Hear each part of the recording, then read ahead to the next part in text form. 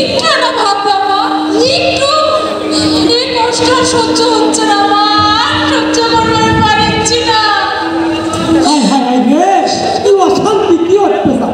এই যে লাগছে ওই ছেলে বাড়ি ঘর মাথা তুলছো, সমস্যাটা কেন? এতক্ষণে তোমার আসার সময় হলো। দেখো খালি তোমার মামার কাণ্ডটা দেখো খালি। সেই কেনা থেকে গা না বইয়া আমার গাল বাড়িচ্ছে। এমনি যদি গায়ের মানুষ দেখে তাহলে কি কবিনি?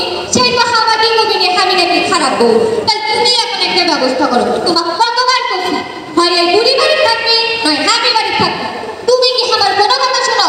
এখন যদি তুমি এর কোনো বিহিত না করো, আমি বলে বাড়ি থেকে বাইরে হয়ে যাবো। এই বুড়ি, তুই আবার একটু তোর না সেদিন বাইর করে দিলেন, আমার একটু না, এবার তো কুবান ছাড়া উপায় নেই।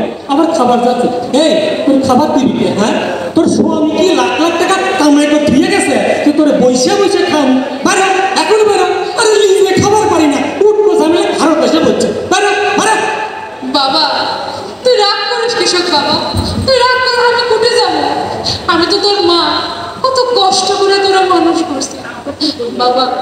আমাকে একটু না ভাত দে বাবা, এই খিদার জ্বালা আর সহ্য করবার পারছি না বাবা, আমাকে একটু না ভাত দে বাবা, একটু না ভাত দে।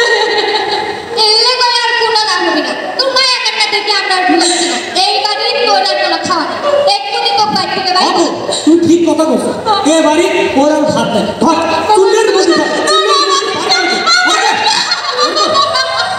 মরুক, ওই যা পার করুক, মরুক।